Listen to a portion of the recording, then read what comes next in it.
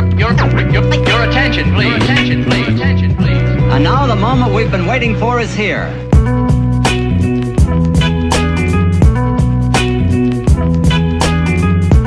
Nic, welcome to the podcast, mate. Thanks for having me, Dan. I'm just going to be completely honest. I just fucked up the first 10 minutes and forgot to put the SD card in. So we're going to imagine this is the start of the podcast now. We just had the best 15-minute conversation. We've got to put the memory card in, guys. Yeah, so if we look a bit stale at the start... We just had an absolute cracker of a 15 minutes. And I was like, fuck, I didn't put the SD card in. Yeah. Anyway, so then, Nic, thank you so much for coming on, mate. So you and I met probably only 2 or 3 weeks ago, didn't we? And right. Met at Iron Culture, which is your gym. Yep. I know. So I wanted to bring you on here today. Obviously, you're in the fitness industry. You've been a coach, and now you've kind of transitioned now to officially gym owner. Fucking, how's that transition been? Yeah, it's been a weird one, mate. It's not kind of your, I guess, clear-cut story in many ways, where it wasn't necessarily one of my goals to own a gym. But as we'll get into, it just come about in a really roundabout way where I just had to pounce on the opportunity. Yeah, of course. And I think we spoke about it before, but like there's such a big jump from going from a personal trainer where, yes, you are a business owner, but there's very low overheads. You're self-employed. The most overheads I have will be maybe gym rent, if I'm paying gym rent where at the facility I'm at. But then to go then from a PT where you've got low overheads, probably low stress from just managing a client base, and to then... Low stress. Yeah. I'm glad you mentioned that one because... Mate, I sometimes think, was I happier just doing my 35, 40 sessions, cruising, going home without any worries? Or yeah, of course. Am I happier now, where you do have, like you said, you got to deal with leases, you got to deal with maintenance, you got to deal with paying invoices on time, and all of that, nitty gritty kind of boring stuff that goes with it. Of course, but it's also one of those things as well where, like, as a PT, as a coach, you are a business owner. You are for sure. It's a very different level of business owner when, like you said, you've got leases. Yeah. You've now got. I know in your gym and Iron Culture, we've probably got the best part of 200 grand worth of really good equipment. Yeah, exactly. And then you've got to just work out the leases and then the cleaning and then the maintenance. And then you've still then got to fill the gym up. That's a whole nother issue.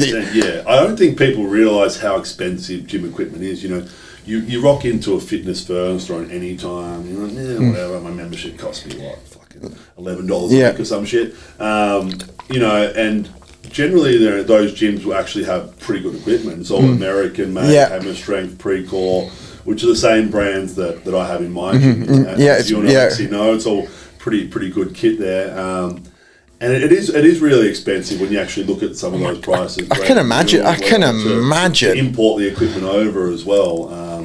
Because all the good stuff is made, generally from America or the UK. Yeah. Was that something that you were taking into consideration when you did go into the gym? You're like, I'm not just having any old gym shit equipment. I'm making sure this is done properly. Yeah, I think for me it was like, being a competitive bodybuilder, I have to have a space that I can train myself at a higher level at. Because if I can't train there, people are going to be like, well, why are you not training there? I think always train elsewhere because he knows the equipment's better there or whatever it may be. And look, I still do go and do a session at a Durham or a Doherty's just to try some different equipment to see if I like it. Then I might go and buy it if I like it. Also get a bit of a feel for what's going on in the industry and what the general vibe and culture's like at the moment in different gyms, because when you're stuck in the one spot, you can be a little bit tunnel vision. Oh, 100%, you're in your own echo chamber. That's right. But it's also an interesting point. You are right. Is that if your clients or your friends or your people on your Instagram, they're like, why is he always, he's a gym owner, why is he always training at another facility? It's almost like you don't believe in your own products. It's like F45 is probably the biggest example where you'll see these like jacked dudes that own F45. You're like, oh, damn, that guy's jacked. But he's always, at Doherty's gym doing a hypertrophy training split. Yeah, and he's almost like the product he's selling is like, this is what you could look like. And I'm like, well, you're not even doing that. He's not doing those, shitty box jumps. Yes, of course. Dumbass burpees, if he wants to build his physique, he's not doing that. And us as coaches, we can see straight through that. Yeah, Your average person probably doesn't at the start. They think, if I go and do... again, I'm not having to go at F45 here, but if I go and do an F45 class, will my physique look like that dude who's coaching the class? Answer is no, Yeah. because he's probably doing some bodybuilding or some powerlifting on the side. Yeah, Without a shadow of a doubt. And you are right. The fitness industry is kind of, and I've learned that from being in it for the last 2 or 3 years, is that you learn that what people are selling isn't exactly what they're doing themselves. They may say that they've done X, Y, Z, or they do a certain training style. I'm a bit like, you're chatting shit, mate. Yeah. Like, you're absolutely chatting shit. Right, yeah. So you're now obviously a gym owner. You're obviously in bodybuilding. Let's go back to where it all started. You grew up in Tasmania, I believe. That's right, yeah. And big into your footy? I was, mate, yeah. So AFL footy's huge down there. It's very similar to Melbourne, same culture where, if you're in high school and you don't have a ball in your hand, whether it's a AFL football, rugby ball, it's probably not going to fit in as easy. It's just completely part of the culture there. Yeah, probably similar to yourself being from the UK, where if you didn't grow up with a soccer ball or football at your feet, it was almost a bit weird. If you didn't have a team, if you didn't support someone, it's just inherently part of the culture. Here in Melbourne, where grand finals just been, and people probably said to you, you're watching the footy, what team you going for? And you're probably, I don't know if you're a footy fan, but I'm assuming you're not a huge footy fan, but you're probably like, I'm probably not even watching the game. I didn't even watch. Train back. That's literally what the gym's quiet. That's literally word for word what happened. Yeah. People are, where are you going to go watch the game? Who are you supporting? And I was like, I'm probably going to go to the gym because no one will be there, and it'll be really. I'll put my headphones on. Ball. Have a great time. Yeah, but back when you're a teenager, of course, for me,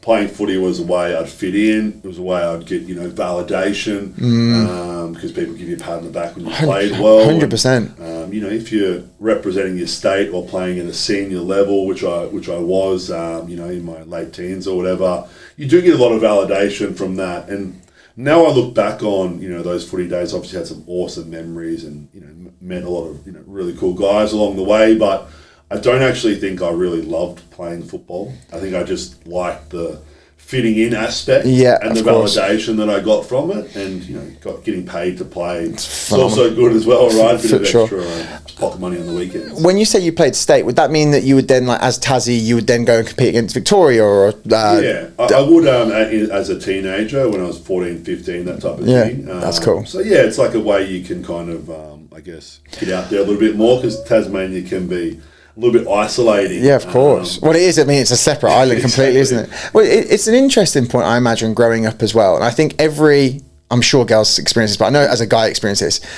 Throughout life, you're trying to find your identity of who you are. And especially growing up as a teenager, in my experience, you don't quite know who you are intrinsically. So you just blend in to the masses around you. And if you blend into a footy culture, then you're like, well, I'm a footy player now. Exactly. And I know I was like that with football, with soccer. I'm a bit like, oh, I'm a footballer. Yeah. And then as you grow older, you kind of grow out of that identity. Don't you see that even being a trainer yourself, where it's like, I'm a CrossFitter?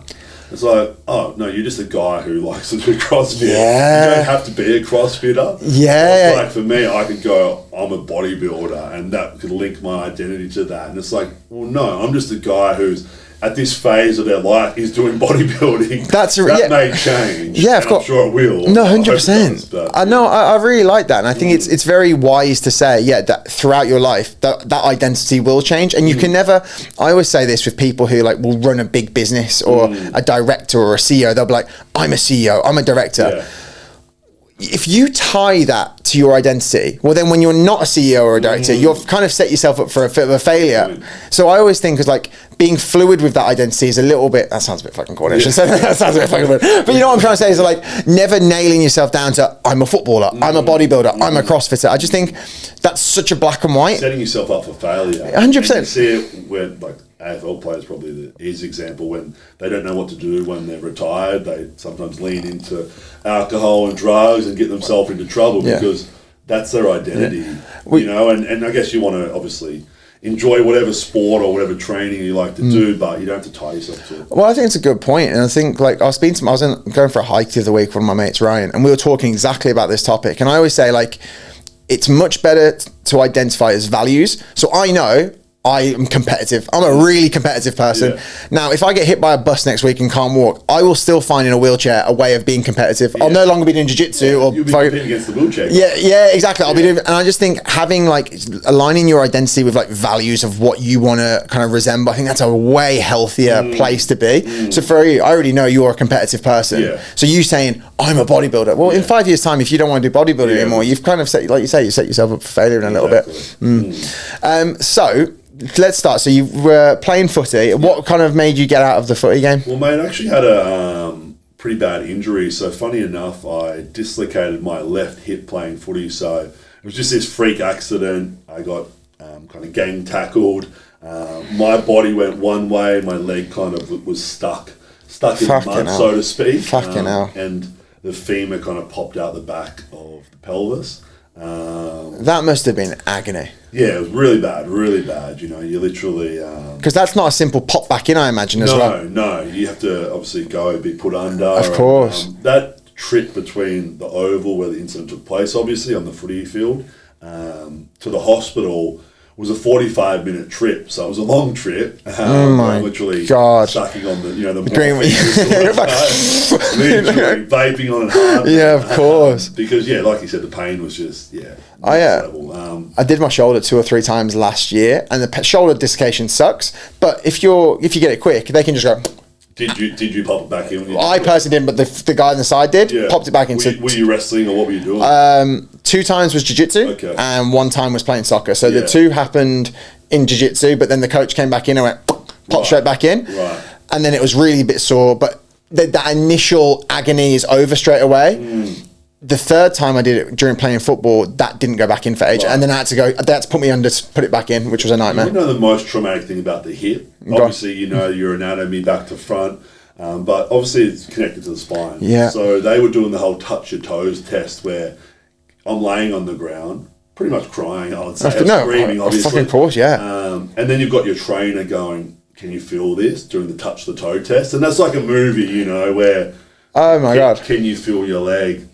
Can you feel this? On the left side, I couldn't feel him touching it or pushing on my toes, which has added even more anxiety and more stress to that traumatic injury. Oh my God. Then when he touched the right side, I could feel it. So like, even though I'm kind of out of it due to the pain and the anxiety, that kind of eased my mind a little bit when he touched the right leg, which obviously still had the... I can still feel that sensation. So 45 minutes from the oval to the hospital, you're on morphine, and then they basically go, right, we have to put you under, and then they basically have to force it back in. I think, so they didn't cut me open, which was obviously good because you always want to avoid major surgery. But from my understanding, I think they must have had me up on some... Because you're a big lad as well. And they've manually muscled it back in, however many doctors or...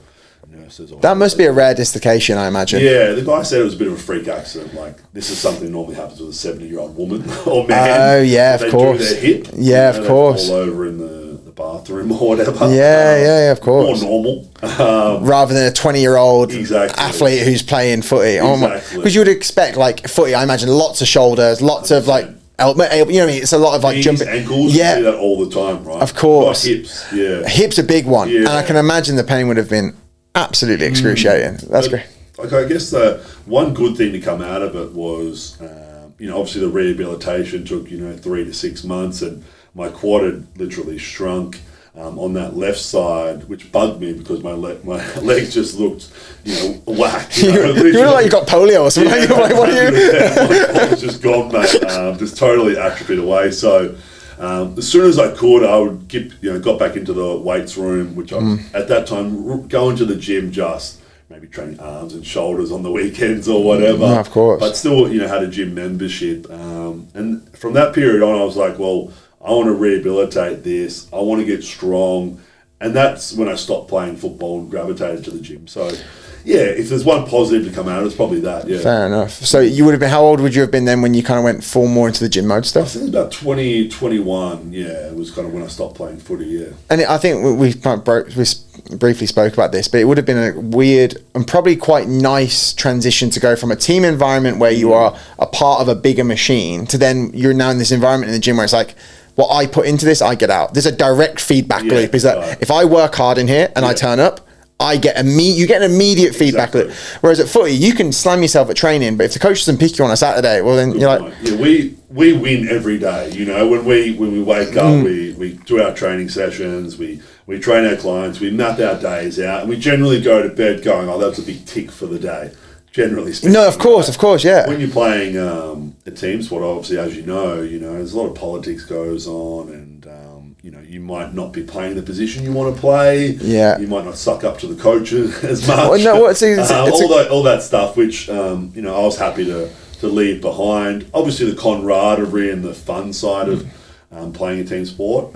Sometimes I miss, but I think bodybuilding and being an individual suits me much better. Well, I think it goes back to that. It's just like, if you wake up and do what you need to do, you'll get a direct feedback. Yeah. And especially in the sporting context of bodybuilding, it's like, Alexi's spoken about this before, but it's like, it is the best delayed gratifications when you're on stage in front of however many people and you're looking amazing, you're feeling strong, you're looking good. That's just from just repeatedly doing the right things every single time. Exactly. The same can't be said for a team sport. You could turn up to all the trainings, you could do all the things right, and you could still lose, and you could still not even get picked, and you're a bit like, you could be bottom of the ladder, and you might not even be getting a kick if you're a forward because your midfielders aren't doing the hard work and getting the ball supplied to you. Of course. And it's almost like, very different. It's almost like in that respect, in a team sport, you almost have to outsource your self-esteem a little bit, because it's like, if you're training really, really hard for a coach to pick you or a teammate's pass, it's like you have no control over those variables. In the sporting context of what you do now, it's like, if I do the work, then you can only look at yourself on the back end. Totally. Which I imagine has its positives and its negatives. And with bodybuilding, yes, you have no control over the judges, the judging panel. It's very subjective. You're not always going to agree with your placing, whether you're third, like I was in my last show, or whether I was first in the one before that. But what you can do, and you obviously know this being a coach yourself, is you can compare yourself against your last show and you make sure you've gotten better. Yeah. So that gives you a win. Even if you don't place or the judges, it's a really tough lineup. You can just look at your physique that time last year and go, man, I'm looking way better. The actual like-for-like comparison is like, I am better than this former version. How do you do that to team sport? It's tough. Yeah, that's true. That's very, very true. We'll come on to this in a bit later, but I am genuinely curious. Is there, not intimidation, that might not be the right thing, but on the day of a bodybuilding competition, you're standing there, you're in your budgies or you're in your shorts, you're tanned up, sparkly shorts. You've shoved your sock down there. I know I would. I'd be stuffing everything down there. But is there an intimidation mode there where you're standing next to 5 lads, everyone's yoked, and then are you physically? I know I would be. I'd be looking, going, right, he's fucking got bigger arms than me, or I've got him on chest. Is that the kind of mindset? You kind of, now we have social media. The games actually start before the competition. So that's how it plays out now. It's like you'll see people who are constantly showing their physique 6 weeks out. You're like, oh damn, this guy's full of steam. He's ready to bring the smoke because he's really showing his physique, and you can see he's confident. Yeah, he might be manipulating the angle a little bit or getting some special lighting. Who knows? You can't read too much into it, but it shows that athlete, one, he's going to turn up on the day in shape, and two, he's very confident because he's already started posting before the date. Is it almost typically an unwritten rule that you don't show your physique until old school back in the day, but now a lot of the athletes make money off their social media. There are online coaches like myself. Yeah.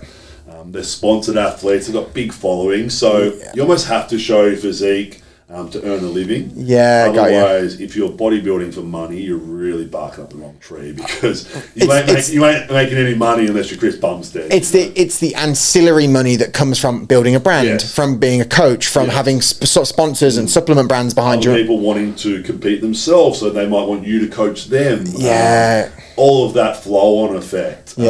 Which is a positive thing if you do work within the industry. If you don't, and you're just a builder that loves bodybuilding, that's still cool too. But for me, my business is somewhat attached to it. Of course. And, it flows nicely. Yeah, of course. So when you moved from Tassie, you moved then to Melbourne, right? But you didn't jump straight into fitness then, did you? No, definitely not. I was working hospitality, funny enough, in a nightclub, so very different. Very different life. Starting work at 8 or 9 o'clock. and then finishing at 5 a.m.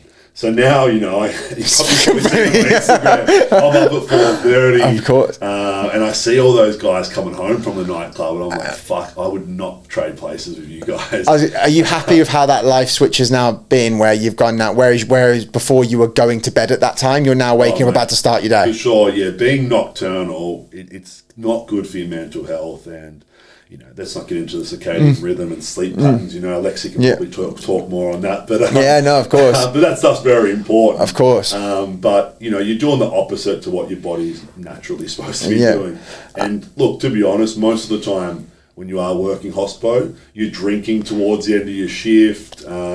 You know, you might be doing a little bit of partying. Of course. Depending on what night it is. If it's a Saturday night, you might go out after your shift. Of course. Get home to 10 a.m. Well, speaking about what we were speaking about before in regards to the footy stuff, is that you're still the average of the environment you're in, you know? So, like, whereas before you're at 18 to 20, you were a footy player in Tassie, and then you were playing footy, now you're just the average of your environment, but your new environment is we're partying. Exactly. So if all your mates and all your staff members are going out at 2, 3 till 5 in the morning, you'd have to be a very mentally strong person to be like, guys, I'm going to go home and get my 8 hours of sleep, and then it's just not going to happen, especially at that age as well. Let's be realistic, at 20 to 25, like it's and you're in hospo, you're very much a part of that culture. Mate, the nightclub that I was bar manager at was called Eve in South Bank, so it's on City Road there, right across the road from McDonald's. So if you want to get even more, you know, unhealthy, that's your dinner and your breakfast right there. Of course, because you're working, you're busy. You know, the nightclub was hot. It's a place to be. Yeah, it was pumping. So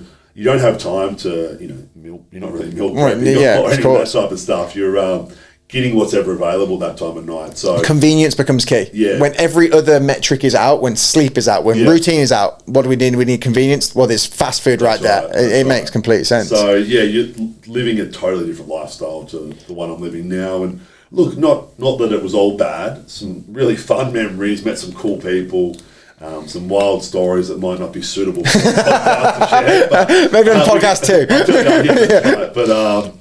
But no, it's very different to where I'm at today. So, do you prefer the version of yourself you are today? I think so, mate. Yeah, much more positive, clearer mindset, and generally a lot more happier. Like, you know, I had some fun, but would I say I was happy working those shifts and getting home and, you know, waking up at 3 o'clock and the day had already passed you by? Definitely not. It probably doesn't provide a solid foundation for a work-life balance in reality. Like, even just from a relationship standpoint, unless you're dating someone who's in that space, I can't imagine it provides a very solid foundation for any. A lot of the chicks in that space are the ones that you don't want to be. Wouldn't date either. Yeah, no, of course.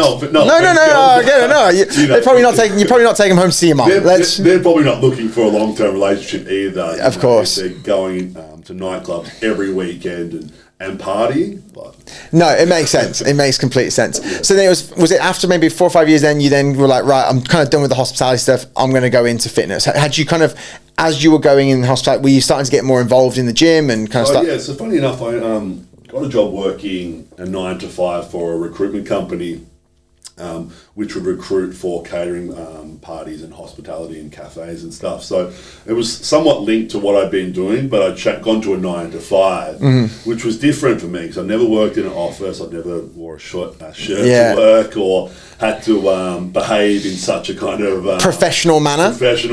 Mind your P's and Q's and kind of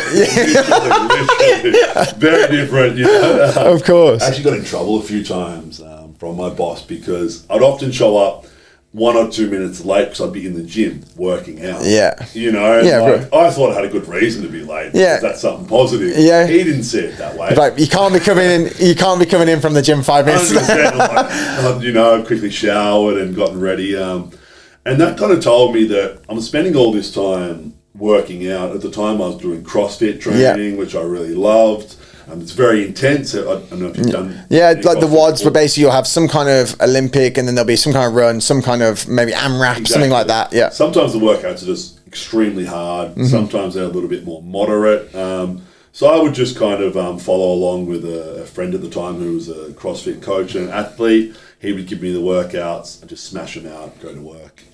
So again, I wasn't a coach, wasn't a trainer, but I started to really love that side of it. And I was like, okay, I'm phasing out of the hospitality. I'm working a 9 to 5. I'm getting into trouble with work because I'm always in the gym. I'm looking around at the gym I'm going to, and I'm like, oh, the trainers here aren't great. I feel like even though I wasn't qualified, I'd had enough knowledge just from 3 or 4 years of consistently training where I could guide someone really basic. Yeah, of course. I'm not saying I would have given the best advice back then, but I felt like there was a gap in the industry where the trainers didn't seem to be passionate about it, one, or really well qualified and producing results. So I was like, maybe I should give personal training a go. Even though everyone will be quick to tell you there's no money in fitness, unless you're a doctor or a lawyer or a financial planner. Yeah, of course. You have a degree under your belt, which I had none of those things, by the way. I left school when I was 15, so I had none of those things up my sleeve to play. The masses will tell you there's no money to be made in it. You won't be successful in it. They're a dime a dozen. That's right. And I always just say, what's that saying? Is the cream rises up? Right. I just think be good, be better than people, provide a better service. The rest will work itself out. The guy actually owned the nightclub. His name's Nic McWilliams. He's a very prominent figure here in Melbourne in the hospitality scene. When I said I'm going into personal training, I actually said to him, I know everyone's a personal trainer these days. I was being somewhat self-deprecating. And he said to me, but there's not many good ones. He said, same with nightclubs and restaurants. Is that there's a lot of them, but the good ones are the ones that stand out. The cream rises to the top. And I was like, oh, that's a good point. Because I was somewhat apprehensive about becoming a trainer. I didn't know whether I'd be good at it. I didn't know whether I'd make any money. As you know yourself, it can be somewhat stressful when you're first starting out. Man. You have no sessions. Absolutely no. You start on zero. The easiest thing. This is what I think. The easiest thing in the world to do is to take a salary and go work a job. This is going to sound really rude. I don't mean it, but it's not a hard thing to do. No. You sit there, you do your work, you get paid.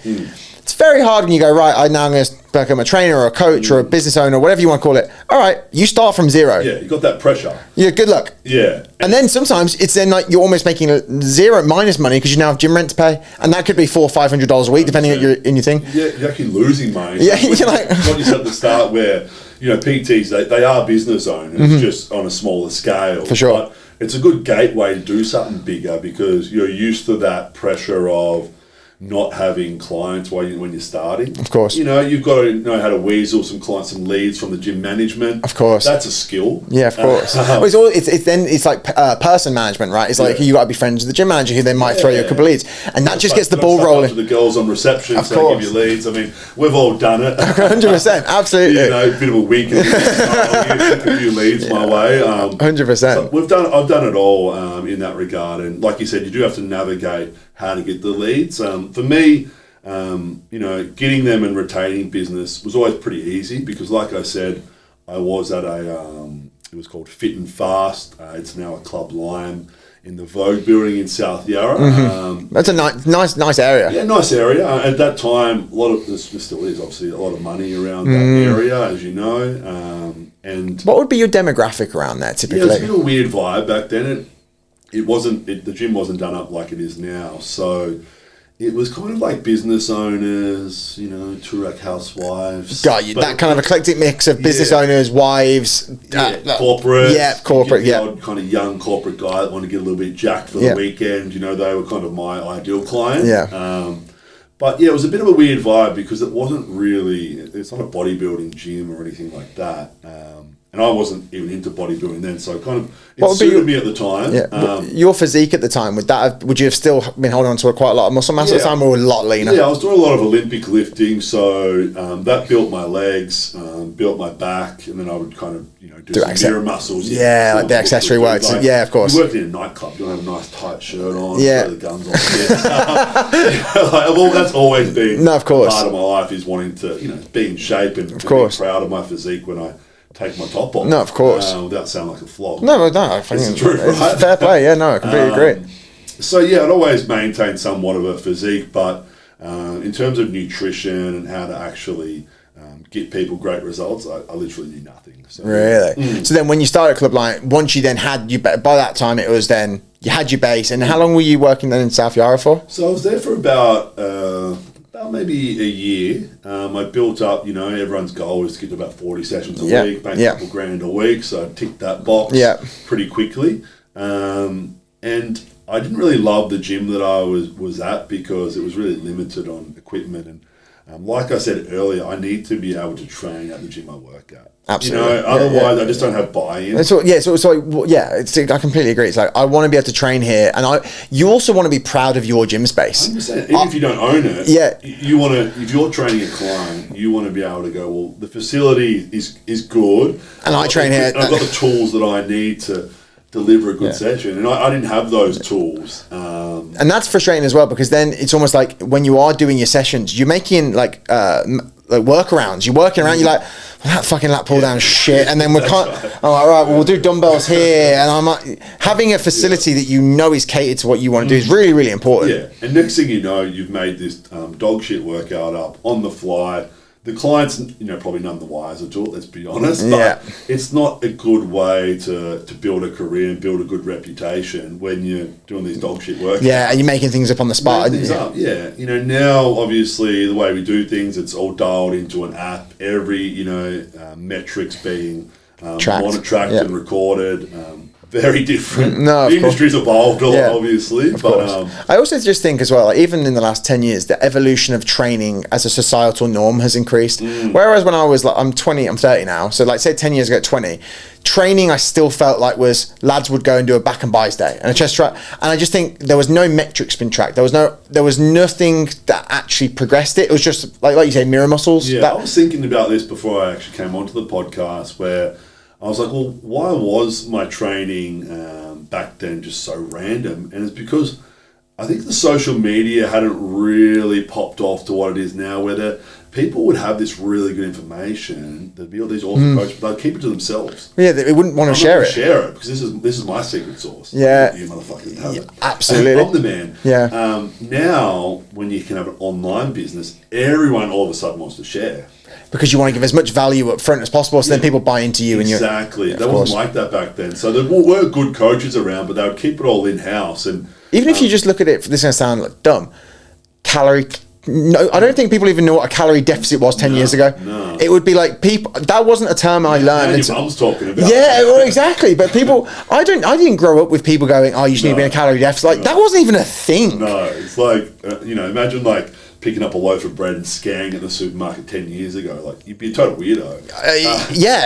That wouldn't even be a thing. People would generally be looking at you like, is that person okay? Yeah, why are they taking photos of the bread? Really, you're scanning it to put into your MyFitnessPal and see if it matches your macros for the day. All normal to us. Of course. I'll go one more. If you were seen to do that 10 years ago, they'd be like, why are you so excessive? Why are you so obsessive about your food? Have you got an issue? Now it's like, well, no, I'm training for a goal. Yeah. This is that goal requires this, and this, and this. And then you can start changing your habits because of that.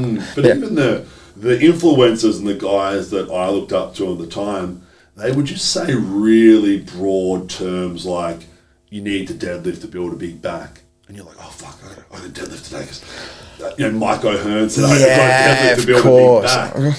But now we know, well, you actually don't. Like sick exercise, it's definitely going to build you back to some degree. But, you might just do a lat exercise, do an upper back exercise, do an upper trap exercise, do some back extensions. And all of a sudden, you've still built a really good back without that exercise, if you don't enjoy doing it. So that's a good point. Things like that, which we didn't know at the time as well, right? I feel like 10, 15 years ago, 5 years ago, the industry was full of more black and whites. And I think now there is a lot more nuance where people are starting to understand, like you say, well, you don't need to deadlift. Deadlift's a great exercise, but it's a full body exercise. What are you going to do? You're going to do a bit of hammy, a bit of rectors, bit of quad, like a bit of everything. Yeah. Whereas now you're like, right, we're going to create a stable exercise in a high row, in a lat, whatever it is. So I think now the black and white nature, and I don't think it's perfect yet, but I think people are starting to see black and whites less and less. Yeah, I think we don't want to go too far the other way where we don't use any barbells and we just a total snowflake in the gym either. Of course. Not, you can train without a barbell, but I think get a nice blend going where you're still doing some of those, technical exercises, free weights. Of course. If you're moving house, are you capable of picking up a fucking fridge? And it's dumb. It sounds like no, it's not. To say, but that's a practical thing you need to be able to do. if you can't bend down and pick up a barbell properly in the gym, you don't know how to do that. Just moving through life, you're not going to be as strong as it's functional. Well, yeah, you're just more fragile, aren't you? You're just more adept to pick up injuries in day-to-day activities, which isn't what you want. So I think, now where we're at is having that good blend of both where, we know these exercises and the benefits behind them. We don't have to do them. Of course. We can do them if we want to, but there's also other ways we can build muscle. As your training has progressed, have you noticed that you've moved a little bit? So you've gone CrossFit, heavily barbell, AMRAP, lots of reps. Smash yourself every day. And also very less, there's no machines in CrossFit. I've been to CrossFit gyms. It's a warehouse with rope. No mirrors as well, so it's very different to what I do now.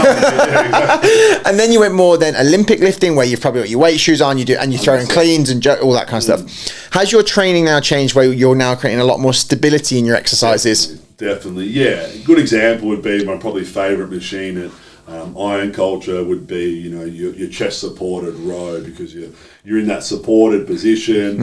You can go wide and hit your upper back, or you can use a neutral grip for the lats. Of course. It's so versatile and such a stable position. Risk of injury is so low. Yeah. So I don't get injured anymore as if, when I was doing CrossFit, obviously playing football, I'd get injured all the time. And that would prevent me from progressing. So it's almost like there is so many outside stimuluses that you're trying to focus on. It takes away sometimes from the exercise because it's a skill development move. If you look at an Olympic lift, there's a lot of skill requirements for that. Whereas if we can put you into a stationary chest supported row, we're just trying to contract this muscle, and we're just trying to hyper focus on this one area to work, which from a bodybuilding capacity is phenomenal because it provides as much stability as you need. You can take it probably to failure with very little risk of injury. Totally. And I think that's why when I started naturally gravitating to that, that's when I started to really produce transformations with my clients, because I'd changed up my training style, and that was more conducive to your everyday client, rather than telling them to do a CrossFit WOD or a workout which their movement patterns aren't there. It's too full on for them. They're probably going to injure themselves. So once I changed my training style, I think my business started to really change and grow as well, where that's when I started to produce these transformations, which put me in a position where, I had the clientele, I had the name where I could go and start my own gym, because I'd already started to get that momentum on social media. That's amazing. It's almost like leadership is a trickle-down effect, and I think good leadership and bad leadership, it always trickles down. So the fact that as you've changed your training style, you're starting to probably transform yourself, that trickles down to your clients, and they'll buy into that philosophy of training. And before you know it, you've got dozens and dozens of people who are transforming, getting amazing results. And now the way we talk, I'm like, how are you going hitting those cows? Really, I'm saying to them, are you sticking to your meal plan? How are you feeling on, this calorie deficit? But they're so dialed into that lifestyle now that the conversations are very different. They're like, getting a little bit hungry, can we make the plan more voluminous? I'm like, yeah, cool, I'll change your breakfast. I'll try to build you a bigger, more substantial breakfast so you're not as hungry, therefore your adherence to the meal plan is going to improve, therefore you're going to hit that fat loss target that we're after. That's the type of conversation I'm having with my clients. Before, it was just like trying to get them to the gym type of clientele. I was about to actually ask that. As you've evolved the coach, has the buy-in from your clients also changed? For sure. I have a couple of guys like, I would like to compete one day. They find it really, I guess, interesting watching my process. So yeah, you're definitely starting to attract, I guess, a more niche clientele.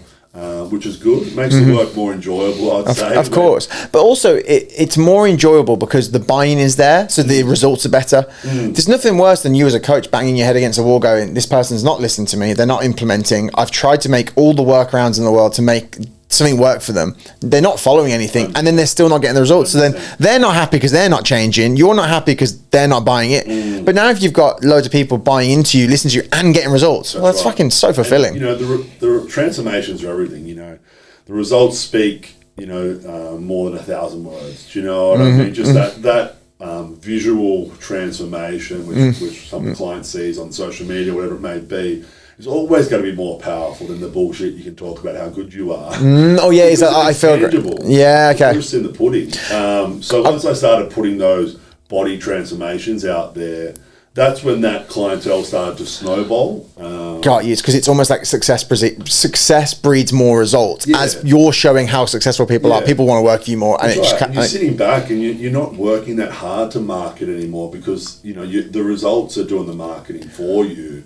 They're driving the clients to you. Rather than before, you're kind of scratching your head like, oh, I wouldn't mind a few sessions. Of course. What sales tactic can I use? I might make a reel talking about this topic. Still a good idea. Yeah. But I'd rather put that time into my client, get him a fucking awesome result. Yeah. And I'll just post that. Yeah. I don't have to make that video, which I don't enjoy talking about fat loss. I'll just tell you how the client achieved that fat loss result, post a picture of it. And that's much more powerful and less time consuming. Do you find that when people have gone through a major fat loss phase and they've gone from maybe being 10, 20 kilos overweight and they're now absolutely diced, they're looking good, the sustainability on that on the back end, how do you find so after they finish working with you potentially, do you think they maintain that? Or do you think you've built it in a way that they actually can maintain? Or they now... Is this whether they've left potentially, left me or we're parted ways? Because I don't mind when you part ways with a client, because it's natural. It's a natural evolution. Yeah, their finances might change. They've got the result, and generally they'll have a break for maybe 3 to 6 months. We might just have a break. I might give them a bit of a maintenance plan and still keep... check in on from time to time if I've been working with them for a year or so. But generally they'll come back if you've got a good rapport with them. I'm trying to think off the top of my head, ones that have gotten great results that sometimes I will see on the social media they might have slipped and fallen back into some old habits. Yeah. Because they've ticked that box now. I've achieved my Mount Everest and now I realised how hard it was to get that lean. Yeah. They generally don't want to do it again. Because it can be really hard. I can imagine. I mean, if you're talking about getting 10% body fat and below, it's not all rainbows and sunshine. Is it fuck? Yeah. I was training the other week, right? And I was training with Alexi and I looked at you and I went, Nick, I just get your opinion on that. I was like, what body fat do you think I am at the moment? Took my shirt off. Yeah. I thought I looked good. I was like, I thought I had my abs are popping, the lighting was okay. I was like, nice pump. Yeah, and I was like, well, what do we think here? I was like, 12, 13, and you were like, show me your legs. So you're like 17, 18. And I was like, fuck. And I think that kind of realization of kind of how hard it is to get that low body fat is a whole nother world of which, when you're coming from a different sporting context, it's a different world. Yeah, and when the clients have gotten there, sometimes they're like, oh, I'm glad that was over. That was pretty miserable. Like, yeah, I look great in this photo and I'm really proud of myself, but fuck, like, the deficit life, doing your steps and your cardio and being really restrictive with your social life and not being able to eat out, you're like, oh fuck, like that's really not for me. And they'll probably just gravitate back to a 17% body fat and they'll just live there.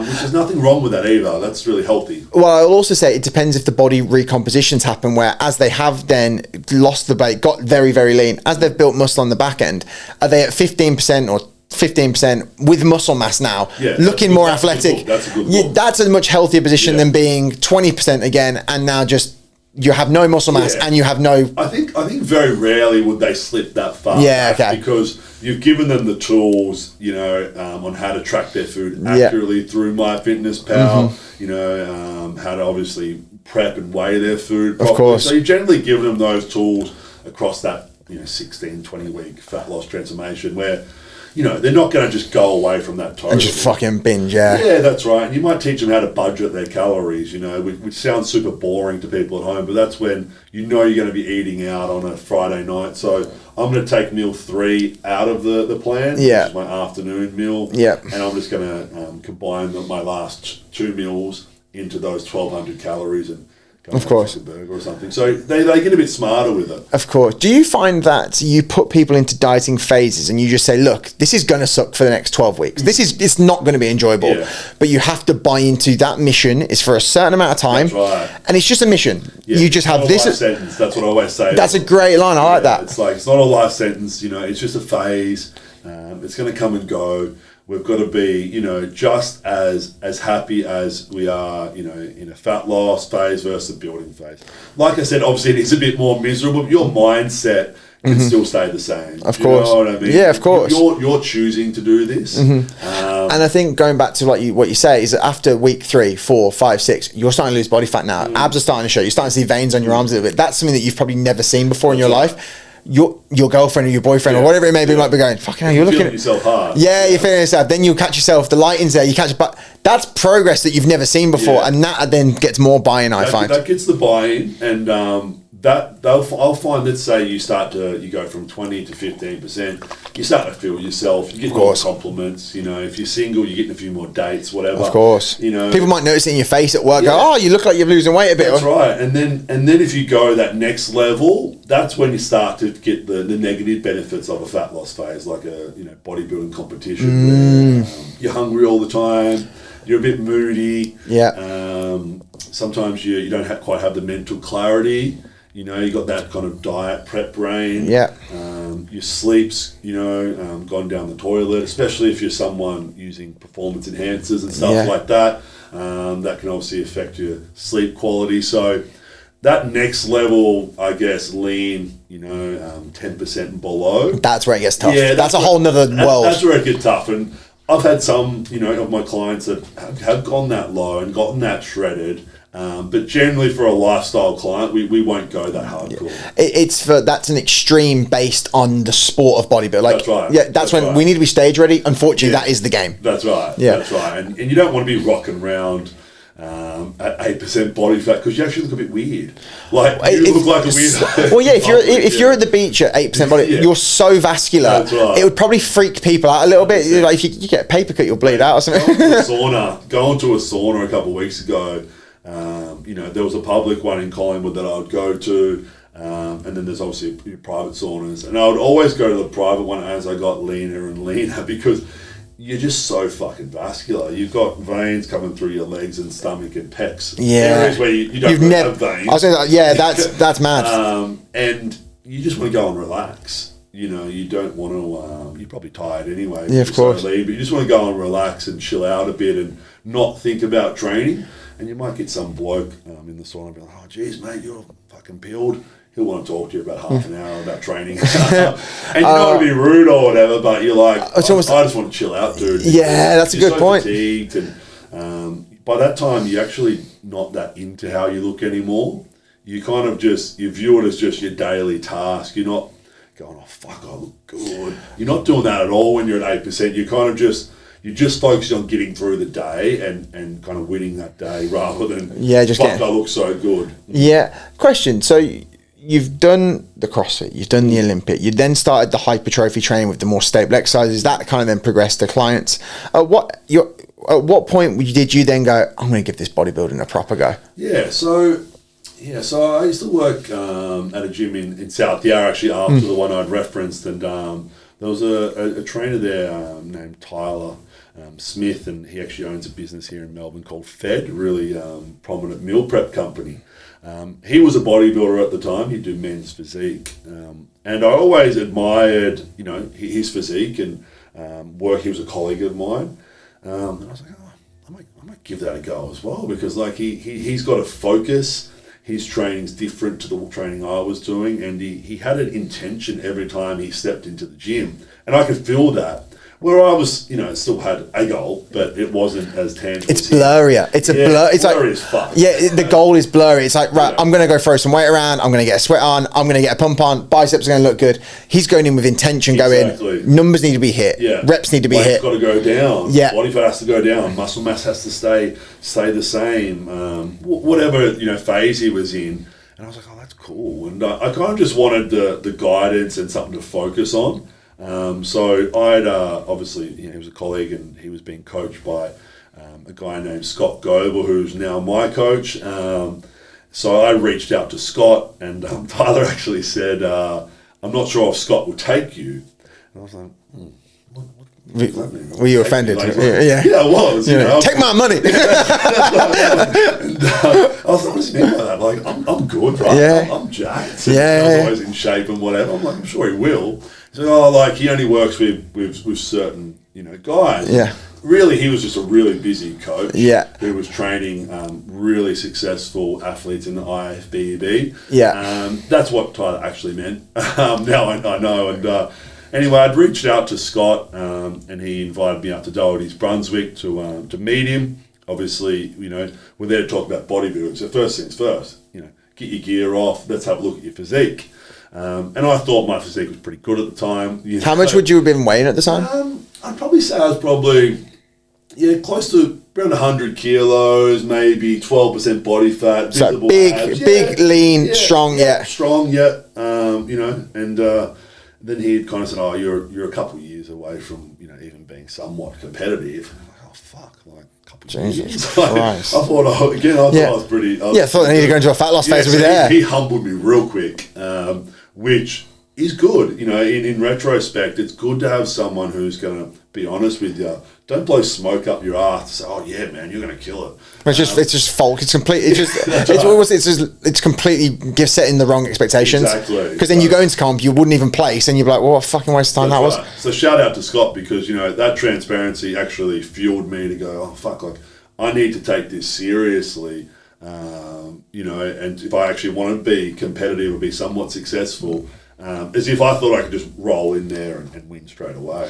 And it wasn't the case. Yeah, of course. Of course. And you mentioned that he was working with IFBB pros, and you are an FMG pro. That's right. So, can you just explain that I haven't got a Scooby? No. So the IFBB is probably the one that everyone's most familiar with.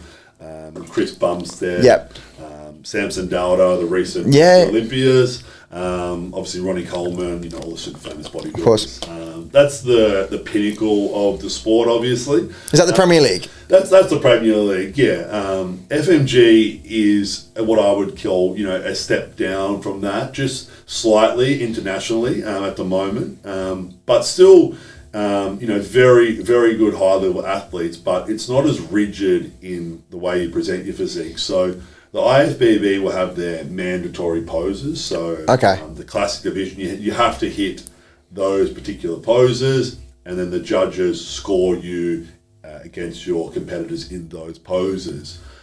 So it might be a front bicep. Everyone hits a front bicep, and we see who looks the best. Side chest, rear double bicep, etc.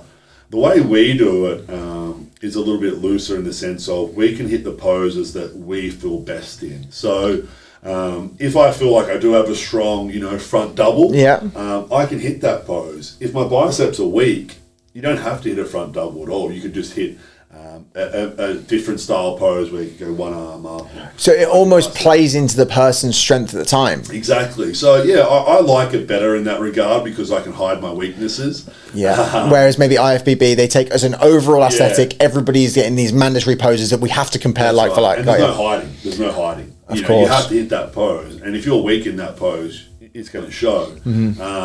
So I like that you can add a bit of flair to your poses and do them slightly different. That's probably the biggest difference that I would say. The guys, they're just as shredded. They work just as hard. They're probably not as genetically blessed as these American IFBB pros because the names I just referenced, these are genetic freaks. Like, these are the top of the top. I think that's a good reference point as well for just anyone who watches this at home who's going like, that is a genetic anomaly. That doesn't exist. And we'll use Chris Bumstead because he's the most famous and the most obvious one. Where what has he won 6 Olympias? Okay, that's ridiculous in itself to be so young and have won 6 Olympias. He's 29. Genetic freak.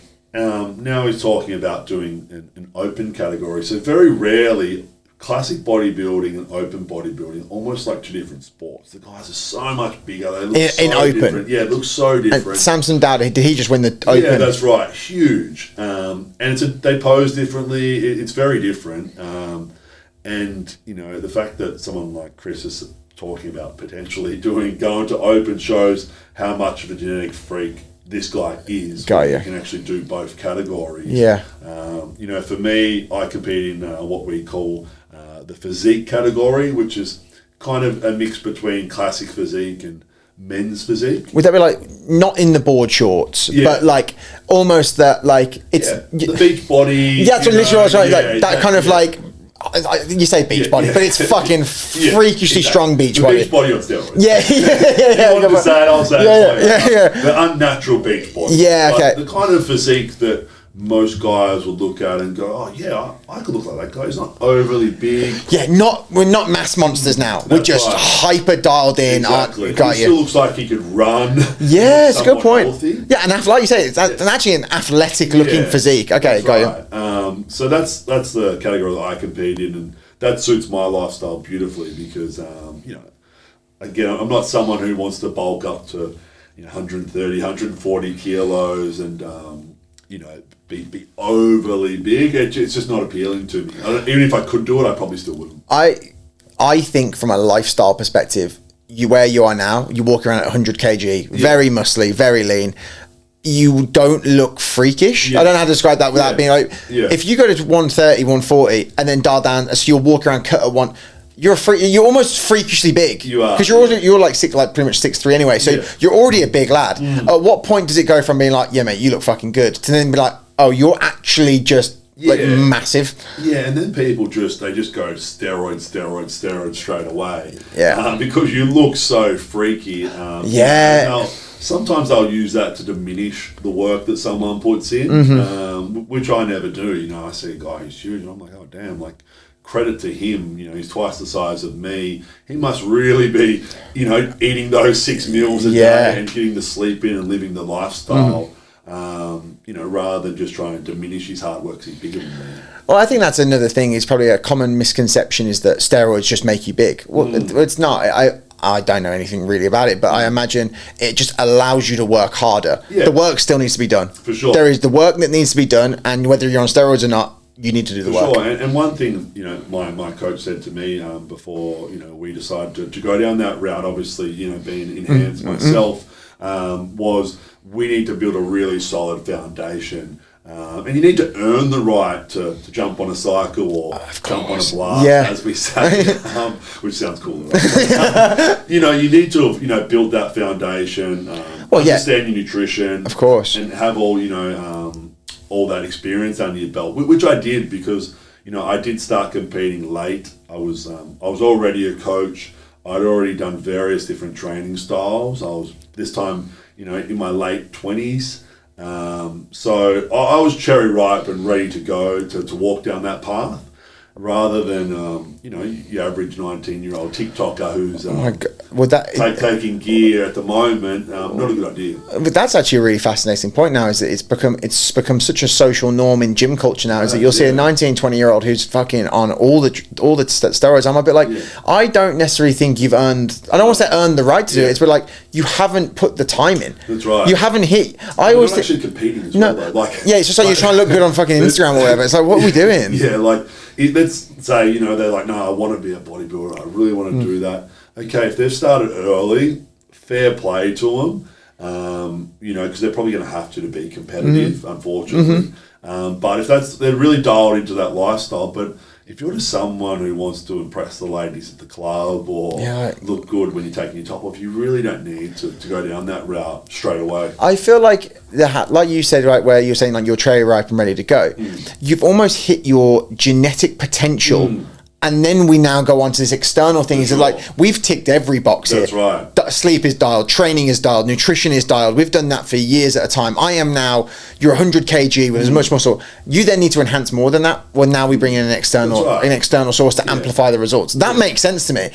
You've done the groundwork needed. For sure. For a 19-year-old jumping on at fucking 19 who've 1 to 2 years training experience, I'm a bit like, you haven't got the groundwork underneath you. It's like I don't want to say you're cheating, but I'm a bit like, you're not putting the hard work in that's required. You're skipping stages. And like whether it's your physique or in a business sense, you don't want to skip stages. Like the stages where the lessons are learned. To go off topic, I see it all the time with online coaches. And I don't want to be negative. No, of course. Or anything, but they'll go from finishing their Cert 3 and 4 to become an online coach. So I think we can both understand there's a few steps missing in between there.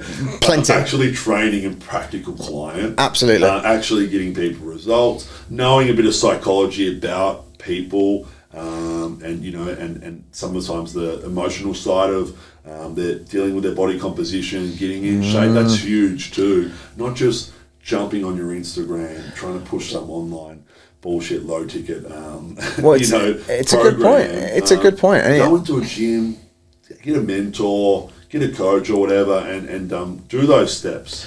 I think, and whether these people, and I completely agree, whether these people agree with it or not, I want to be able to look at myself in the mirror in 10 years' time and go, I did the groundwork needed to be where I am now, opposed to the person who they blow up on socials, they build a big online business, and I'm a bit like, you haven't done the groundwork to kind of get the results you want, to kind of have that gravitas, and also like they'll know. They'll know they haven't done the work. Sure. They'll know. And down inside themselves, they know they really don't know what they're talking about. And that's and especially then though, that's a scary position, isn't it? Because you're now coaching. If you've got big socials, you might be coaching hundreds of people, and you know you're chatting shit. Yeah, that's you right. know that. And I'm like, that's a very vulnerable. You dug yourself a hole. Of course, you can't really come back from it. And you'll notice with those guys, let's say they genetically have a good physique, they go straight to online coaching. They will build fast because they've got a great physique and they're getting likes and attention. You know, they'll build fast, but they'll also burn out fast. You're like, where are they in 5 years? Yeah, they're now a real estate agent. There's a great saying, isn't it, that marketing and sales will get you a client once, but actual service will get you a client multiple times. It's like, if you can market something once, but if it's a shit service and a shit product, then people aren't coming back for it. Yeah, that's a good point, man. That's a good point. So going back then, so once you were in your late 20s, you were then like, right, it's time to become enhanced. If may I ask, like, I am, as you can tell, I don't know if you're thinking, I'm actually not on cycle. No, you are, sure. This guy was juiced up. I don't know if the camera shows, but you are a lot bigger in person than in real life, man. I don't know. What do you notice from a training perspective when you do go from completely natural to then enhanced? Is it a amplification in strength? Is it an amplification in recovery? Like, how does that feel? Well, yeah, I guess let's talk off season. Phase, cycle, off season. You definitely notice a huge push in strength, huge push in just your overall enthusiasm to train. Like, you love it. You know, because you're in a surplus of calories. You know, you're obviously, putting synthetic testosterone in your body, which is obviously helping you recover, getting you stronger, bigger. So you do feel pretty good. Like, so I'm not going to lie, definitely psychologically you feel very good. And do you go from there, like you say, you're 100 kg, you're already muscly, you're already strong, you're already ticked all of those boxes. That then putting the synthetic testosterone in, you just feel like you're Superman. Do you just go, I feel stronger than I've ever felt before? Your muscles are growing, your recovery's better. Definitely. It's a good time. Like, I guess that's where it can become addictive for a lot of people, because you've got to go, well, when I'm off, I need to make sure I'm getting my blood work done. I'm aligning myself with a professional who knows what they're looking at. And you're still able to train at a higher level when you're off, which a lot of guys can't do. Because they don't feel as good. Oh, and it's almost like you now have become accustomed to feeling superhuman, that when you feel back to normal, you're almost like, I just don't have the same... So they won't come off, which is a huge mistake, where they'll stay on cycle for the whole year. They'll do their build phase. They might go straight into a fat loss phase or do a show if we're talking about competitive bodybuilders. And then next year they might do a show again. So where's that period where you're actually coming off and, letting your levels your natural production kick back in of testosterone? They're generally not doing that. And that's the rabbit hole and the danger of it, where you feel so good. For sure. It's not the guy railing coke every week, and it's like, it probably feels really, really good. But if that becomes your lifestyle, if you always need it, it's probably... How do you feel at the club? Do you have the confidence to go up to that bird and chatter up when you haven't had 6 beers and a couple of bumps? Yeah. Probably not. Yeah, it's almost like your actual baseline human is almost becoming weaker as this synthetic version. Weird comparison, I know. It kind of makes sense, though. Yeah, that's right. You've got to be able to still train and bring it, whether you're off or on cycle. You've still got to track your food. and do those 1% of things, whether you're off or on cycle. And that's where you'll see the athletes that are constantly progressing, and the ones that look good, stay the same, kind of stay the same. Physique hasn't changed much. It's almost like they're relying on the synthetics to get them through, whereas the other people have the non-negotiables already set. You're doing the training, you're measuring the metrics, you're doing the sleep, but every other metric is ticked, and now we're using this as an amplifier to increase results, whereas those people might be using a synthetic as more of a band-aid. 100%. Just you're like, hey guys, I still look jacked. Well, yeah, but you've kind of neglected now all the fucking 9/10 of the other stuff. Exactly. And you going back to that example where you know the 19-year-old kid that had been training for 2 years, you know, they're probably doing it for the wrong reasons. Where, like you said, they're doing it because, you know, there's some validation across social media or whatever it might be, or whatever the scenario is. Where you know, I think you'd want to be, like I said, either competing or have a lot of experience under your belt before you even dive into it. In terms of other PEDs, is testosterone the main one that would be used, or is there other chemical compounds that are used as well? There's definitely, you know, a shitload of them, and I'm not an expert on the topic, which is why I seek out. Yeah, of coaching, course.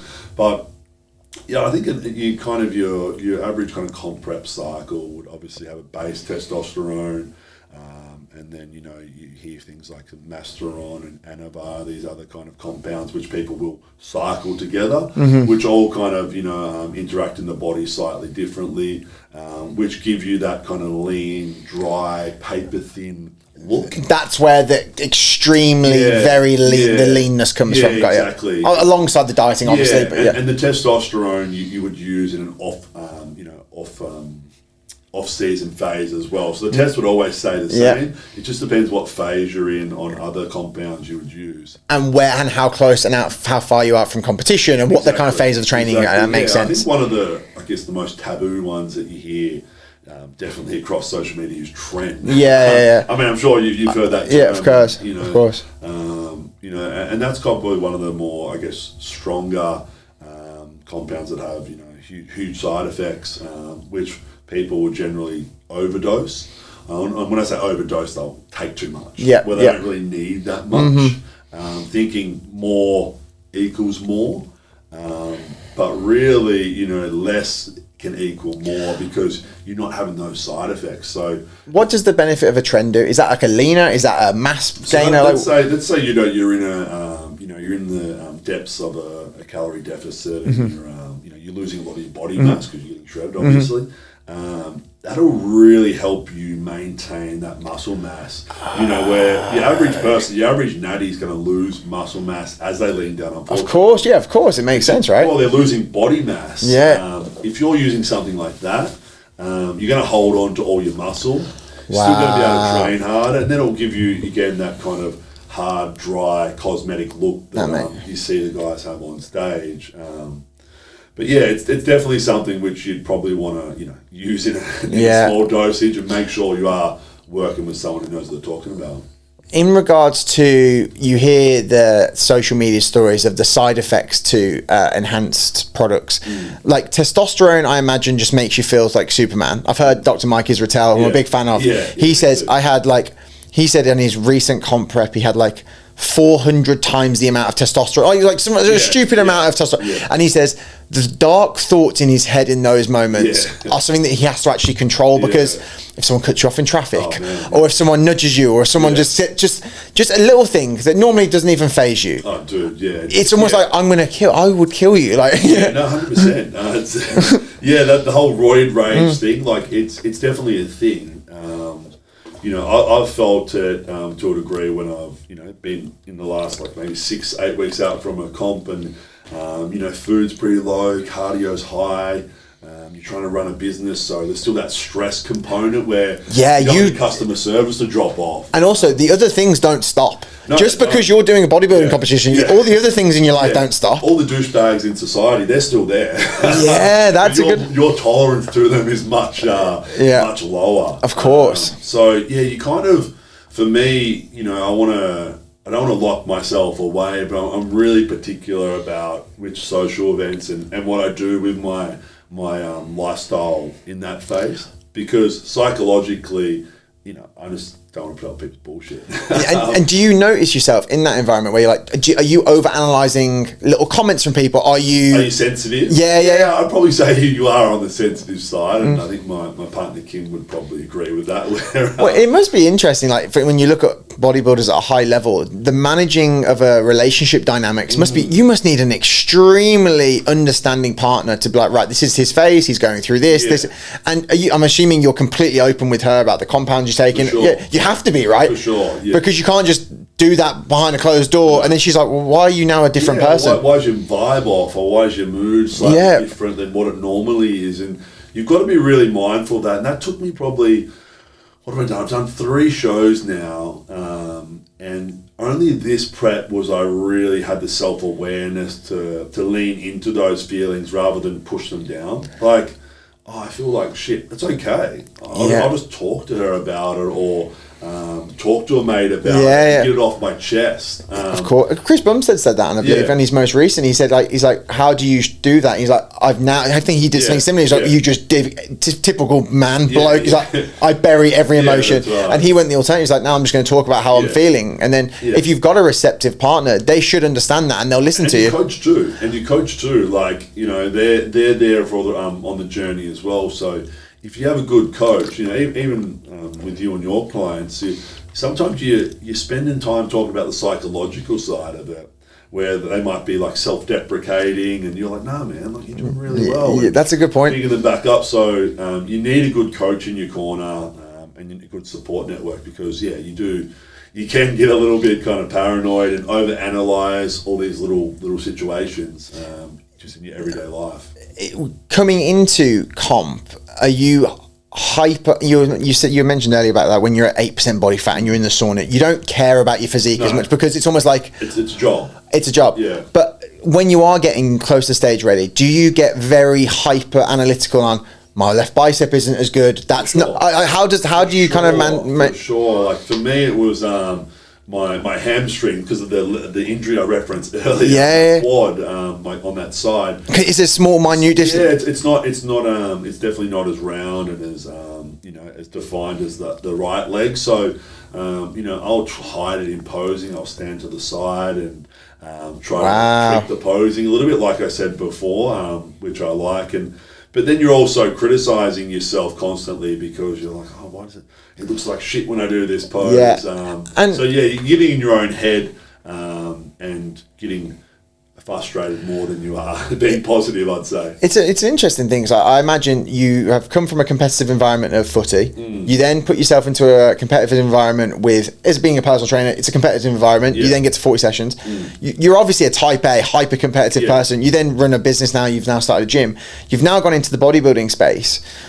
I can imagine, I know what I'm like, I would be so hypercritical of myself. And I imagine, especially if you are on compounds as well, sometimes you have to be kind of careful how you talk to yourself, because I could get really annoyed, like, you're a fucking piece of shit, you look at your left hamstring's not as good. And do you ever find yourself having to battle these For sure. Like, I'll listen to, metal music and Eminem and rap and all this dark, nasty shit when I train.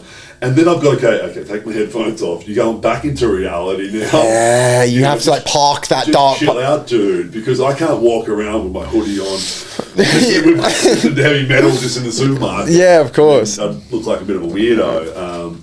So you got to try to. You almost have your 2 different personalities without sounding like a. No. It makes complete sense. Yeah, that's me in the gym when I'm ready to get stuck into those weights and super dialed in, and I'm super serious, especially when you're competing. And then, now I'm with my clients or with my missus or, with my family, and just chill out a bit. That's why I don't like talking about bodybuilding much, to be honest with you, with friends and in my downtime. I actually don't like talking about it, because for me, when I start talking about it, I start thinking about it. And then those competitive juices start flowing again. I think if you look at most hyper successful and hyper competitive people, there is probably a commonality where there is a split personality, where you have personal you and competitive you. I know for me, like that, I am not in a competitive environment. I'm probably not a nice person. And I think, but if you met me, I'm a golden retriever. I'll come and chat. Sure. But if you put me into a competitive environment, what do I care about? I'm probably not a nice person. Yeah. My ex-girlfriend she'd be like, oh, you're not very nice to compete against. I'm like, yeah. So that's just a pre-programmed. You like to win. Yeah, exactly. And that's why, you know, that you've got your podcast here and you're building that, and you know, you're clearly driven, and you know, you like to win, and that's the whole reason when you reached out to me. I think we met briefly. He messaged me the next week saying, hey, jump on the podcast, and I was like, yeah, fuck yeah, let's do it. And I was like, I like this guy because he's like, podcast locked in, time and day, let's go. Yeah, and that's what I love about you. Yeah, I was like, right, how about boom, give it. I'm like, yes, that's something I can get behind. He's just on it. I fucking hate while we're dragging our feet, let's just fucking hit the ground running. And they're the type of people that I like to surround myself with, because, you know, like you said, you feed off that energy. 100%. 100%. But yeah, look, it's saying that, you know, when it comes to competing and the, you know, being super, I guess, aggro and pretty full on, you need to know how to switch that off too, which isn't easy. How is it, if you don't mind me asking, when you're backstage of a bodybuilding competition? Yeah, good question. Hyper competitive environment. Everybody is stressed. Yeah. Everyone's gonna have like a parasympathetic nervous. Everyone's kind of. I'm actually laughing right now because you've really touched on something interesting. Where I was actually chatting to some of the boys who I competed with. I came third. You know, a couple other really good competitors ahead of me, and we all know each other before we competed at the show, right? Yeah. And we all would speak and engage with each other. We were somewhat friends, you know, very friendly, because we'd all compete in the same federation. We'd never gone head to head. So it was a bit weird because we didn't speak. For the whole prep time? And the whole, so it was a 2-part show. You're not speaking to your competitors. I've got my headphones in. I've still got my clothes on. Yeah. You're there having your carving up. Yeah. I'm dialed in. They're doing whatever the fuck they're doing. I don't really care. You only care about in my mind, I just want to beat them. You know, so, and they're thinking the same about me. They've probably been thinking about it for the last 4 weeks. You know who your competition is. And we didn't really speak, or, you know, there wasn't any pleasantries until we got them off stage. It's a huge pressure release where the morning show's done. You don't know who's going to win in the morning show. Yep. You get a bit of a feel for who the top 3 is. Yep. And then everyone was like, oh, good job, man, and fist bump, and how you been anyway? I didn't speak to you for the last 2 hours. Yeah, it's almost like once the pressure's released a little bit, like, I can breathe a little bit now, of course. Like, and then it's like, oh, that was good, and, you know, you look great, and what are you doing later on tonight? Do you want to, you know, have a feed or go for a drink? And then you start easing in and socialising, and you're like, oh, these are good dudes, and it's actually good competing against, you know, solid competition. So yeah, no, it's pretty tense backstage. I can imagine it's awkward, not awkward, but I can imagine there's just headphones in. Yeah. I can imagine there's like an eeriness quiet. Yeah, and I'm assuming you're getting pump on backstage and all that kind of stuff. I don't like the guys that talk too much before they jump on stage. No, leave me alone. Yeah, fucking leave me alone. I'm doing my own thing. That's right. It's like not being arrogant, but like, don't talk to me because I'm so dialed in, you know, I want to hit my poses properly. Is posing hard? Yeah, it is. Because it sounds weird, right? He's like, you're just going to hold a flex for 5 to 10 seconds. That doesn't sound like a hard thing. But you see the sweat that some competitors are when they're on. Do you mean is it mentally hard or is it physically hard? Well, both. Is it from a skill position? Is it hard to actually hold a fixed position? And then is it then physically hard of tensing as fucking hard as you can? Funny you say that, because if you asked me to pose for you now, it wouldn't be hard because I'm hydrated. I'm, you know, eating back at maintenance calories at the moment. I feel great. If you'd asked me to pose for you, you know, the week before the show, I'd be like, dude, I don't want to pose for you. I'm too tired because my muscles are tired. I'm so fatigued. Yeah. It is very tiring holding those poses when you're at 6 to 8% body fat. It's not tiring holding the poses when you're just cruising in the gym. It's actually fun. Yeah, it's fun. You fucking feel great. But when you're so depleted from a body fat and maybe a liquid thing, you just start cramping up in certain positions. You are cramping up. Your legs feel, you know, so fatigued, like they're just floating underneath your body, and you don't feel like they can contract properly. Because, you know, there's no glycogen in the muscles. Wow. You know, you're low on carbs or whatever else. So posing is really hard when you're depleted. And then you're thinking about the pose where, you know, you're like, oh, do I angle my wrist like this? Or am I going to go with like a classic one like that? There's all these little nuances with the hands and stuff. So that can be mentally fatiguing. The obvious one's probably the vacuum pose where it's heavily based around your breathing, Yep, sucking your stomach up in. That can be pretty hard, but also looks pretty cool when you nail it. Yeah, no, of course. It makes sense. Yeah, man, the posing is, and the whole pageantry side of it we call, which is like the tan, Yeah. the posing, the smiling, Yeah. you know, making sure your fucking hair's on point or whatever. Yeah, 'cause that's all part. It's all part of the show. It's all part of the show, isn't it? It makes sense. And that's the bit where I don't really enjoy that much. Yeah. You've got to do it because if you're going to be marked down because you're posing shit, well, you're actually not doing yourself any justice. Dr. Mike Israel said that he's like of the bit I hate is the posing and the tanning. He's like, I don't give a fuck. Yeah. He's like, I don't care about that. He's like, I just want to look like I want to have muscle mass and do that. He's like, the thing I don't actually care about is the pageantry, but that is unfortunately a part of the sport. And that's probably where he struggled. You know, in his last show. Obviously, he'd probably say that himself. I'm sure. I think he did, but. Was the tan, the notorious tan, wasn't dark enough or whatever. And then they all say with the tan is that you need to go so dark with the tan? Is it because there's certain lighting that's above you that reflects? Yeah, that's right. Yeah, you need to go really dark with it, and it doesn't look great when you're just in your hotel room or whatever. But once you get under those lights, it pops nicely. It makes a difference. And you've got to make sure it doesn't run too. So yeah, of course. You're going to be sweating on stage because those lights are fucking super intense, and you're moving and posing. So yeah, if your tan runs, it's really awkward. How long does something like the tan last? Like, are you still washing it after about 2 weeks? Fuck, mate, you can see my knees now. Oh yeah, it's still there. Which looks a bit gross, but yeah, the worst part about it is, so you've finished the show. You're covered in tan. Yeah.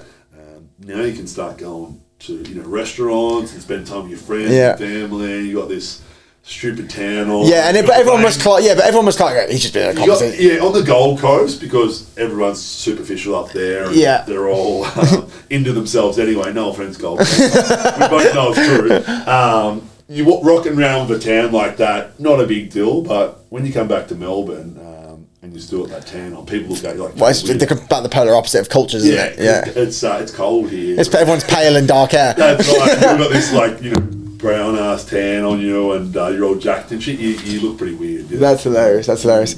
So now you're running Iron Culture. Is that what the kind of goal is moving forward? Do you want to keep running the business, keep building the online brand? That's right, mate. I think we're just about to celebrate our first year birthday, which, is a nice little milestone. Obviously, we've got some great coaches. Your good friend Alexi. You just brought a new lad on, didn't you? Yeah, Sammy. He's got a new coach as well. Kim, Andy. So we're building a strong team. I like to think we're building good reputation as well. So yeah, man. I think in terms of where I'm looking to take the business, like I said to you off camera, it wasn't really a huge goal of mine to have my own gym. It kind of just come about in a roundabout way. Where I was managing a gym in Brighton just before the COVID lockdowns happened. Yeah. And anyone, who lived here in Melbourne through that was shit. Obviously, gyms were closed and all that stuff. So I was managing a gym, just a PT manager there. And that business, unfortunately, went under due to, the demands of rent and not being able to trade, essentially. And, they'd had all of this great gym equipment, as you said before, hundreds of thousands of dollars of gym equipment, which hadn't really been used that much because there's no one in the gym. Yeah, of course. And just kind of been sitting there. So, I said to the guys who had owned the gym I was working for, I was like, look, I'll take over. Buy the gym, yeah. Like, oh, you want this location? I was like, no, I don't want this location. I don't want your branding. I want your equipment because it's all the stuff that I like to use. Yeah, of course. Hack squats, pendulum squats. Yeah. All the good bodybuilding shit. So, look, they were really good about it. They saw that I was hungry and wanted to invest in myself. So, I purchased all the equipment off them. But then I had this weird situation which... and now I look back at it, I had a gym equipment, a full gym setup of equipment, but no location. And then you had to find the location. You had to find the location, and that was a really weird way to do things. Probably you would have done it the other way originally. That's right, literally, yeah. So who goes out and buys, 150K's worth of equipment? And don't know where to put it. It's kind of funny. Yeah. So they go, okay, well, Nick, you need to get this stuff off premise because their business is going under. You need to get this stuff off the premises before this date. So you got to go find a location. I'm like, cool, okay. So just jump on realestate.com and I'm running around Melbourne. I'm off work at the time. Yeah. The gym's gone under. Gyms are back open, by the way, so the industry's starting to move. I'm off work and I'm literally just applying for any warehouse. Just to put it. Yeah, just like South Yarra, Paran, those are the areas that I wanted because my clientele was predominantly in that area. And unfortunately, mate, when you're a first-time business owner, landlords, you're not that appealing. No, it makes sense. You haven't got years and years of finances behind you that proves that you can. Yeah, and like I said before, I didn't have the backing behind me. I didn't have the rich parents to go, oh, here you go, just go on and sign a guarantor on the lease. I had none of that. I just had myself. So I respect that. I'd cover up my tattoos. I respect that so much. Go to the inspections. Put some glasses on, just look a little bit more corporate. Yeah. Because you're not going to walk in there with a tank top, looking like a bodybuilder. They're probably going to think you're a gangster and fucking bike it or something. Lease, yeah, of course, of course. It's just the way. Well, unfortunately, it's the way life is, isn't it? It's a very subjective about looking. Oh, right. Who's this guy tatted up? Fucking. That's right. Yeah. Totally. With no prior experience. You've got to go to a professional. You're in a professional setting. The guy's got a suit on who's showing you the property, so dress accordingly. Yeah, of course. That was my mindset. So I'd kind of go in there pretending I knew what I was talking about in terms of, what's a good price per square metre. And, what's a good price for that area. I really had no idea, and I was actually very desperate. Of course. I didn't want to show them. Oh, no, you can't, because the second you show desperation is the second that the power dynamic switches. Exactly. So I'm like, oh, yeah, I'm kind of interested in this space. Really, I'm dying inside, hoping I get it. And, I think I applied for maybe 4, a couple in St Kilda, one in just off Chapel Street, and then one in Richmond. Got knocked back for all 4. And I was like, oh, I'm kind of fucked here. Like, maybe I just sell the equipment off piece by piece and try to replenish some of my investment, maybe make some profit. I don't know. Do I know anyone who will let me put it in their warehouse to store it? Again, I've got all this equipment. Fuck, okay. I really didn't know what I was going to do. And then an inspection popped up in Collingwood. The agent seemed pretty keen to meet me, like he really wanted to put someone in there. And I was like, okay, Collingwood. Ugh. Bit edgy, bit north side. I'm not a north side type of guy. Yeah, 100%. It's very edgy, very alternative. It's well, that's the thing, right? Is north side is edgy, alternative. South Yarra is posh, fucking corporates. And they're the clients that I was used to training. Of course, so I'm like, oh, Collingwood. Will my clientele go to Collingwood? Yeah. Maybe not. Will I be able to pull new clients from Collingwood? I really don't know because I don't hang out in Collingwood. Of course, of course. I know the coffee's good there, but that's really all. Yeah. So I was like, all right, we'll go to the inspection. The space, look, I like it. 2 levels, nice mezzanine, break it up, got all the plate loaded equipment on the bottom, all the pin loaded stuff upstairs. It flows nicely. And then I obviously just applied for it. The landlord was keen to put someone in there. He didn't think a gym could work in that space, No, he didn't. He was kind of said, Jim, that's a bit random. And I kind of, told a few little white lies that I'd actually owned the one in Brighton. Yeah. I was looking to relocate it. Sounds better. Oh, 100%. Really, I didn't own it. I just owned the equipment. And I've never ran a business before in my life. So I love it. I kind of bluffed my way in a little bit. Yeah, so you got to do it. Yeah, and it worked out where obviously I got the space and I'm 1 year into my 2-3 year lease now, so it's all going well, mate. It's going well. But it kind of just goes to show, like we were saying off camera, if you'd have listened to people saying, oh, Collingwood's not really a popular area for training, it's more for fashion and food. And, it's a bit more alternative. You would have never applied for that place. Well, I think if you always listen to outside noise, you'll never do anything because everyone's got an opinion. Opinions like arseholes. Everyone's got one. That's right. Well, that's the way people be like, oh, Collingwood, really? And then you'd second guess it, you wouldn't do it, and then you know what would have happened? You would have ended up with 150 grams worth of gym equipment that you would have had to sell off piece by piece, and you might still be selling it off today. Literally, I'll be like, mate, do you want to flogging them down Victoria Street? Yeah, literally. So honestly, mate, I think you've just done the right thing. Right, I think we're going to call it there, mate. If people want to follow you, if want to get in contact with them, coaching from you, where can they go to? Please do. Just Nic _McWilliams is my Instagram. You can check me out there.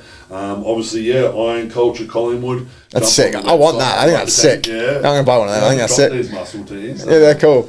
But yeah, give us a follow, guys. Check us out. And yeah, if you want to come in and do a session, Dan trains there once a week. So it's a good, nice, positive.